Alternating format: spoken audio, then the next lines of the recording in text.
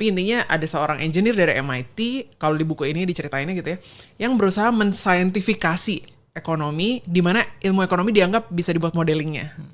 Jadi dia karena dia engineer gitu ya, dia belajar kalau misalnya ini kan ada model bisa dihitung, digambarkan, dibuat grafik dan sebagainya. Terus akhirnya dia kayak ilmu ekonomi ini harusnya bisa disaintifikasi.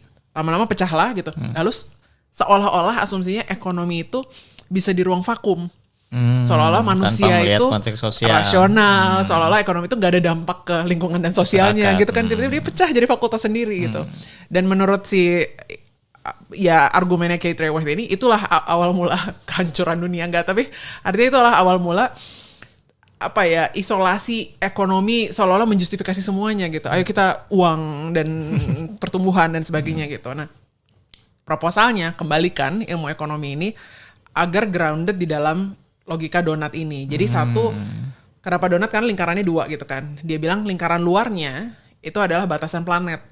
Jadi ekonomi harusnya bertumbuh hanya dalam konteks batasan planet gitu. Karena gak bisa lebih dari apa yang planetnya bisa daya tampung. Akhirnya eksploitatif. Iya, dan itu ke manusia sendiri berdampaknya nanti gitu kan ketika ekosistemnya rusak.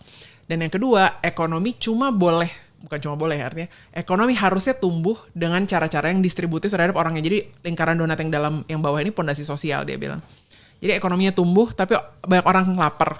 Ekonomi tumbuh tapi orang ada yang miskin, atau dalam konteks misalnya nggak ada gender equality atau nggak ada masalah-masalah sosial lainnya lah gitu yang aspek ininya.